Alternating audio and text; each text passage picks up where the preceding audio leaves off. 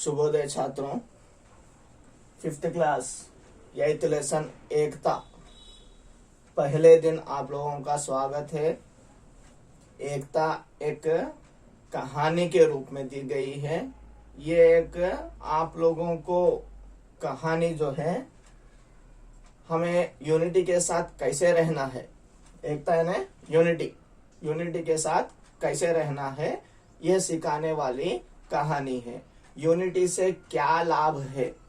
अगर यूनिटी से नहीं रहेंगे, एकत्रता नहीं रहेगी, तो हमें क्या नष्ट हो सकते हैं। इस तरह की चीजें हमें इस पाठ में 8th लेसन 8वां लेसन पाठ में बताया गया है। Page number 32।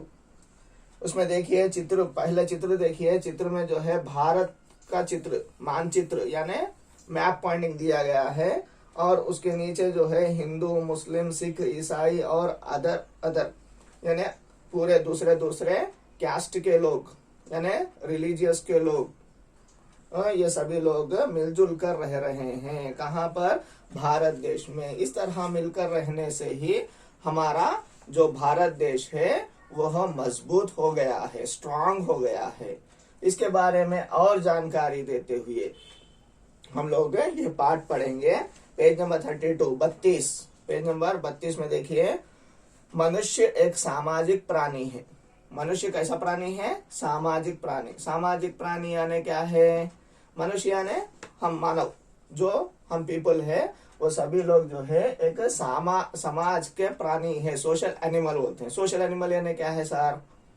मीन्स जैसे एनिमल्स जीने के लिए कुछ ना कुछ खाते हैं, किसी को मारते हैं, वैसे ही हम लोग जो है क्या करते हैं, हमारा जीवन यापन करने के लिए इस समाज में, इस सोसाइटी में एक दूसरे के साथ मिलकर अपने फेस्टिवल सेलिब्रेट करते हैं। अपने दुखों को और सुखों को क्या करते हैं? बांटते हैं। बांटना मीन्स एक दूसरे से बोल लेना। इस तरह से करने पर इस तरह से करने पर क्या होता है? एकता बढ़ती है, यूनिटी बढ़ती है। ओके। मनुष्य एक सामाजिक प्राणी है। वह कभी भी अकेला नहीं रह सकता। अभी मनुष्य अकेला कभी नहीं रह सकता। कोई जीव जंतु रह सकता है, लेकिन मनुष्य अकेला कभी नहीं रह सकता। वह समाज का प्राणी है, समाज में मिलकर रहने वाला प्राणी है। अकेला रहने के लिए उसे बोर हो जाएगा, और क्या हो जाएगा? वह अशांति तत्व हो जाएगा, किसी को मारने के लिए तैयार हो जाएगा। इसलिए जो है मनुष्य जो है सामाजिक प्राणी है। प्रत्येक काम में उसे दूसरों का सहारा लेना पड़ता है। हर एक काम में, जैसे हमें कुछ काम करना है, कुछ खाना खाना है यानी कोई पकाएगा, कोई उसको उगाएगा। इस तरह से किसी न किसी की सहायता होती है। इस तरह हर एक की सहायता लेते हुए हम किसी की सहायता करते हैं, और दूसरा कोई हमारी सहायता यानी हेल्प। सहायता मीन्स क्या है? हेल्प। एक दूसरे की सहायता करते हुए ही हम लोग हमारा जीवन जो है चलाते हैं। మన జీవితాన్ని గడుపుతూ ఉంటాము। सहारा लेना means we will take support of each and everyone. I will give support to other persons and they will give support to me. Like that, in this society, in this social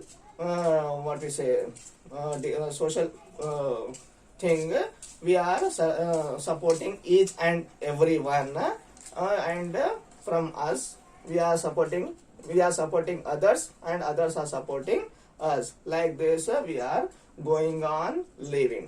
इस तरह से हम लोग social animal बन गए हैं, यानी society के लोग बन गए हैं।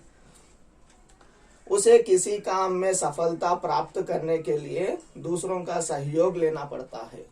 अभी किसी चीज में सफलता पाने के लिए, जैसे खेल है, गेम ही ले लीजिए।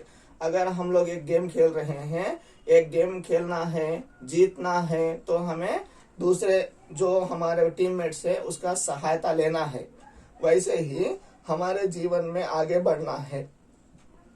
मैं हूँ, मेरे पिताजी मेरी मेरी सहायता करते हैं, मेरे माताजी मेरी सहायता करते हैं, मेरे भाई बहन मेरी सहायता करते हैं, और दूसरे लोग भी जो है वो हमें सिखाने के लिए सहायता करते हैं। इस तरह से हम लोग एक दूसरे का सहायता लेके ही जो है आगे बढ़ते हैं सफलता प्राप्त करने के लिए। दूसरों की सहायता, हेल्प लेना पड़ता है, सहयोग लेना पड़ता है, means cooperation, each other cooperation, सहायता लेना, कोऑपरेशन, सहयोग लेना, वही बोलते हैं।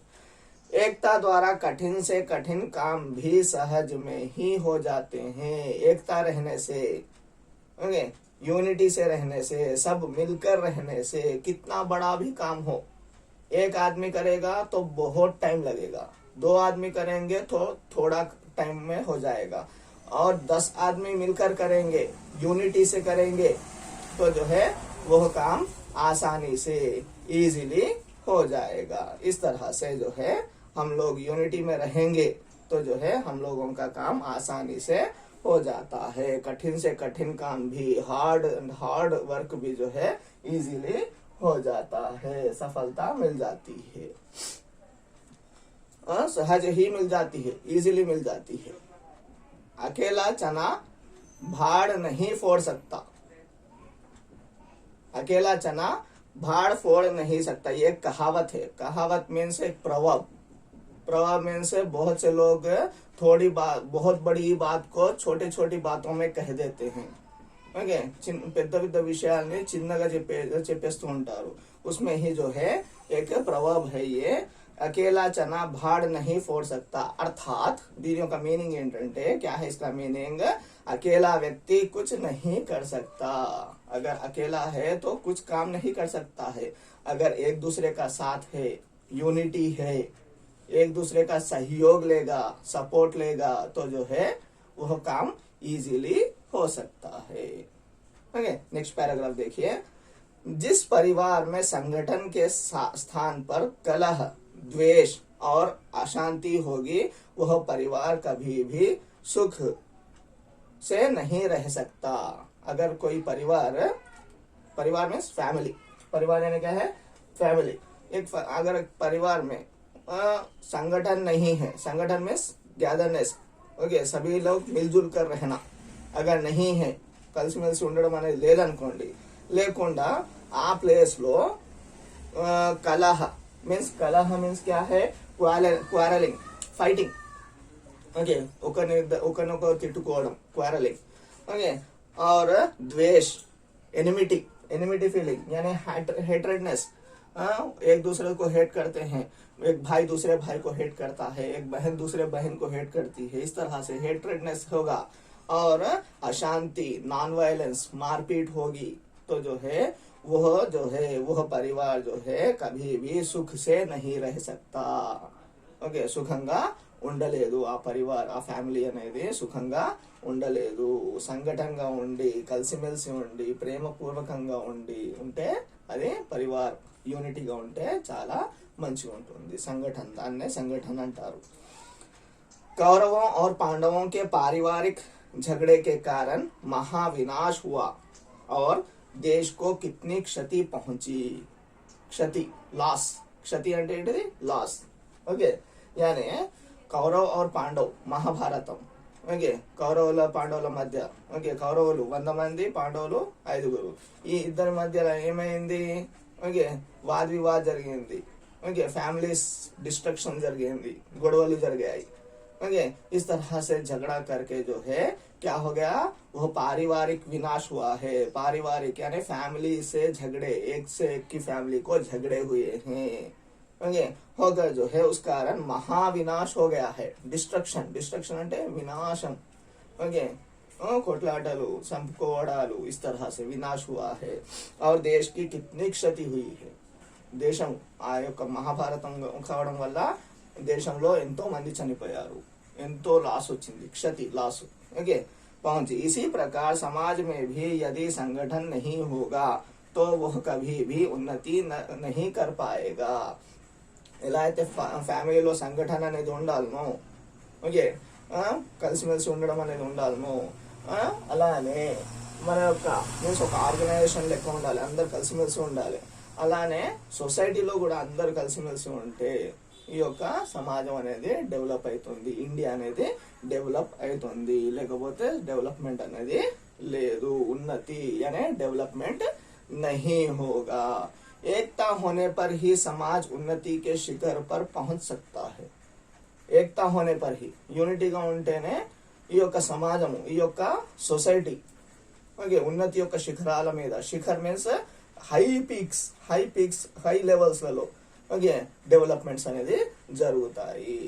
ఓకే डेवलपमेंट ज्यादा होना है तो जो है हम सब लोग मिलजुल कर रहना है, కలిసిమెలిసి ఉండాలి. इस तरह से उन्नति के शिखर पर पहुंच सकते हैं, उन्नति के पीक्स पर, डेवलपमेंट्स प्रोग्रेस के पीक्स पर पहुंच सकते हैं. किसी भी राष्ट्र के लिए ఏ యొక్క నేషన్ గురించి అయినా కానివ్వండి, రాష్ట్ర అనే నేషన్, హిందీలో రాష్ట్ర అంటే ఏంటిది నేషన్, తెలుగులో రాష్ట్ర అంటే స్టేట్. ఓకే ఏ యొక్క నేషన్ గురించి అయినా కానివ్వండి के लिए एकता की नितांत आवश्यकता होती है. ఏకతా యొక్క నితాంత్ మీన్స్ యూనిటీ యొక్క నితాంత ఆవశ్యకత. నితాంత్ అంటే ఏంటిది కంప్లీట్ అవసరం ఉంది. ఓకే కొందరు ఉంటే ఉన్నాం మళ్ళీ ఫైటింగ్ అలానే లోపల నుంచి జరుగుతుంది, वैसे नहीं है, सभी लोग एकता से रहेंगे, पूरी यूनिटी के साथ रहेंगे, नितांत यूनिटी के साथ, वो आवश्यक है.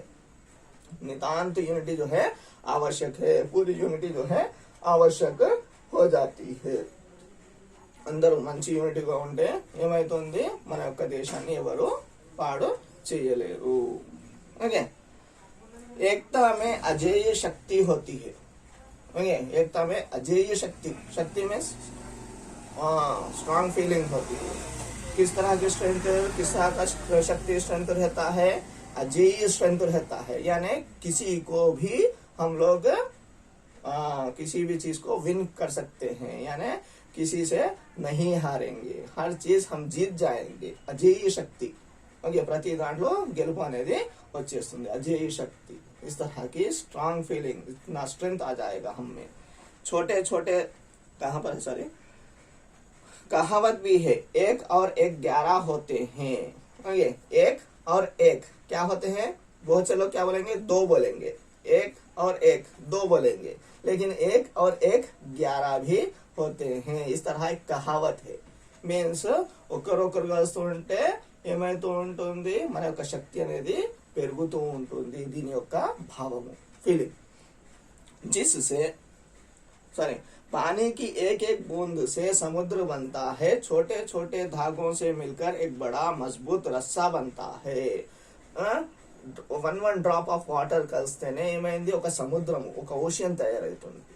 అలానే ఒక్కొక్క థ్రెడ్ ఓకే మనం అల్లుకుంటూ పోతూ ఉంటే ఏమైతుంది, ఒక రోప్ తయారవుతుంది. రోప్ గట్టి రోప్ ఉంటుంది కదా, ఓకే రస్सी, ओके बहुत बड़ा धागा बन जाता, सॉरी रस्सा बन जाता है. ओके जिससे हाथी तक बांधा जा सकता है. రోప్ తోని మనము థ్రెడ్ తోని కట్టచ్చా, ఒక హాతీ ఎలిఫెంట్ ని కట్టలేము, అదే ఒక రోప్ తోని కట్టగలుగుతాము.